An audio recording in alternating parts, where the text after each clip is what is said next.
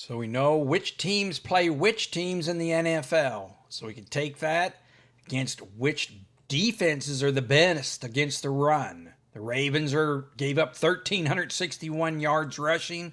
Carolina 3,057. Quite a difference there. So we have their rankings they're against the run. How much they give up per game.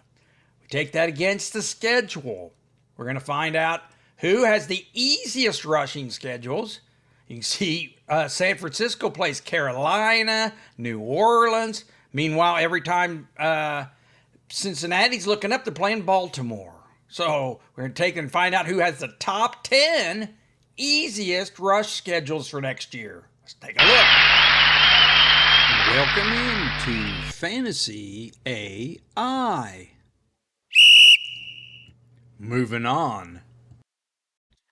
All right, let's get started bringing out these easy rush schedules. We'll start with Vegas. Ashton Jeanty was brought in via the draft, 6th pick overall. Comes in 5'8", 211 pounds. Hey, comes in. Got a new coach too, Pete Carroll. Pete Carroll comes in. Hey, Pete Carroll comes in. That means we've got a new offensive coordinator, Chip Kelly. He runs an up-tempo, no huddle, outside zone. ESPN said Jeanty is great at this scheme, particularly the outside zone. So, like he's handpicked.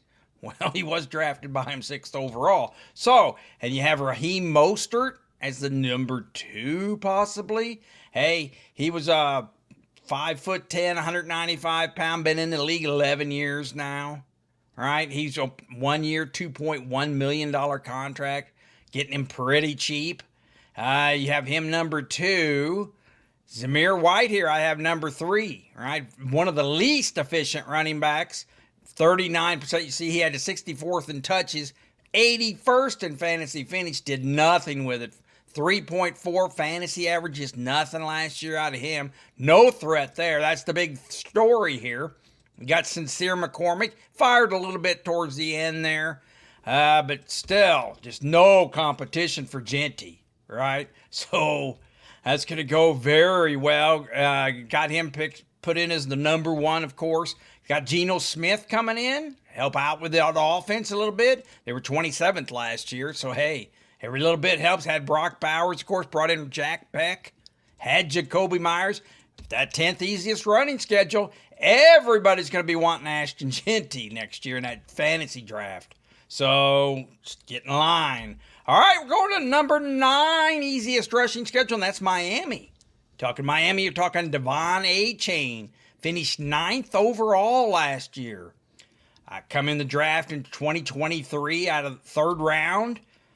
188 pounds, little on the smaller side. That's what we had us worrying. Well, hey, finished 9th overall. Had 600 yards receiving here, 6 touchdowns, 900 in rushing. Hey, multifaceted. So, looking great here. 9th, they brought in Alexander Madison, formerly of the Raiders, on a contract. Hey, he finished 34th overall. Been in the league since 2019, though, so he's getting a little older. They also have Jalen Wright. Jalen Wright finished 84th overall. Didn't really fire in his rookie year. Was a 4th round pick, right? Out of Tennessee. Hey, just 249 yards. A lot of times he looked lost in the offense out there. With Mostert gone, Jeff Wilson gone, he's going to be looking for a bigger role. But hey, they brought in a rookie here. Ollie Gordon II. Bigger running backs, 226 pounds out of Oklahoma State. And they also took this Nate Knoll. He was a free agent signing at the end of the draft out of Missouri Tigers. Was their leading rusher there in Missouri. So, hey, got some competition. But Devon A-Chain has 9th easiest schedule. Let's move on to number 8, and that's Jacksonville. Jacksonville has Tank Bigsby, was the 31st overall last year, led them kind of unexpectedly. And 88th overall pick in 2023 draft. Unexpectedly, because Travis Etienne fell apart last year. 38th overall. 20 was a first rounder though in 2021 draft, so a lot of capital there. You can see fell off 6 points a game, very inefficient. Was a first rounder. Look at that, dropped off. Look at that. The year before, 14, 13 average, fell down to 6. Fell off a cliff. Now the story is multiple people in the league says the new regime coming in doesn't really appreciate Travis Etienne's skills so much. That'd be Leon Cohen, the new head coach. So, and they weren't too thrilled with Tank Bigsby's drafted. So, hey, that means they went to the draft and brought in Tootin, right? This Tootin comes in, 4th rounder, 104th overall, 5'9", 209 pounds out of Virginia Tech. The story here is, hey, runs a 4.32, big play threat. Fowler of ESPN said, watch out for this 4th rounder because people in the league says they are not high on Travis Etienne, and Tank Bigsby has this fumbling issue, right? So we're going to be watching out for this Tootin. So Keelan Robinson, last year didn't get any playing in. Hey, injury early, kept him out. A little special teams action. Brought in another rookie here.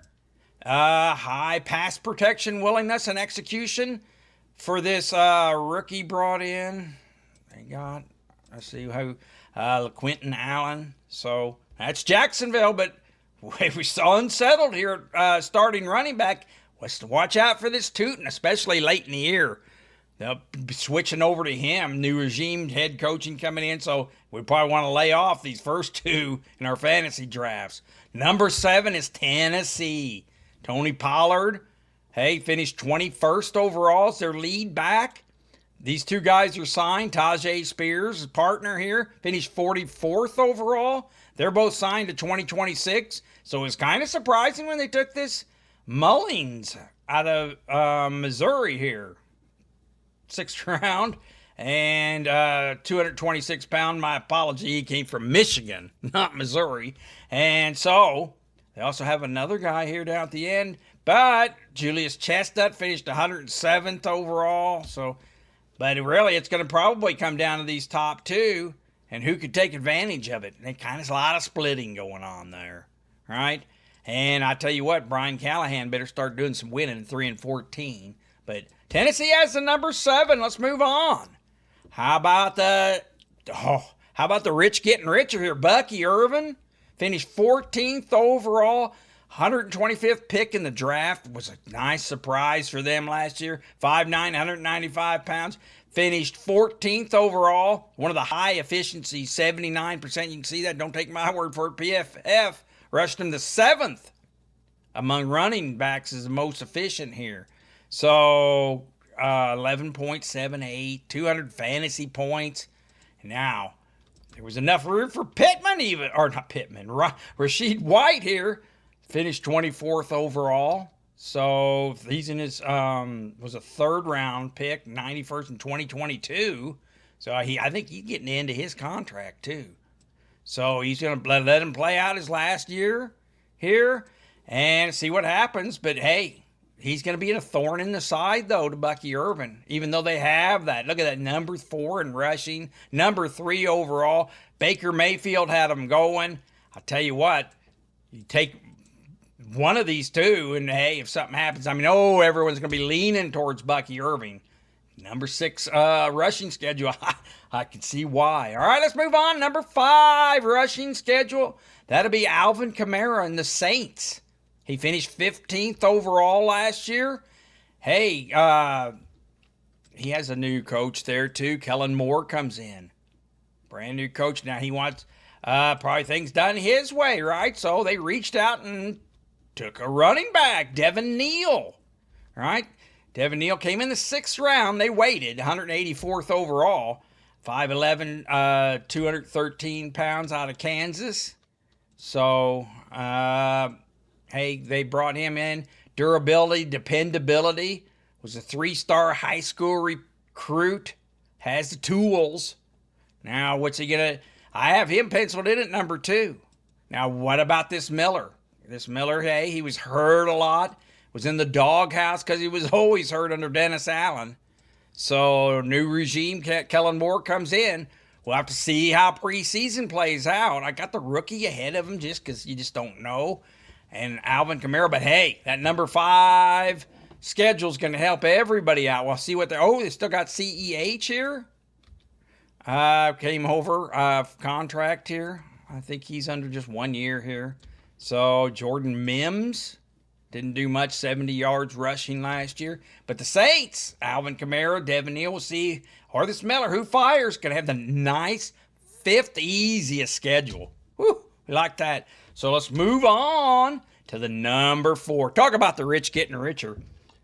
Robinson here finished 4th overall.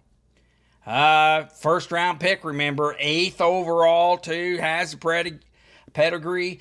Look at that. Finished 4th, second amount of touches last year, 16.5 a game you're getting here. Just going to do it all again. And now you're going to give him the 4th easiest schedule. Tyler Algier is his competition. He finished 39th overall. Hey, 5-point game, always around there. You can see him scoring every game. So he's around, putting a little thorn in the side. That is Chase McMillan. He was a 6th rounder last year. Didn't fire. Brought in this Nate Carter. Unrestricted free agent. So they did a little signing after the draft. Have a couple others. But you're giving Robinson here. And that's what's going to be great.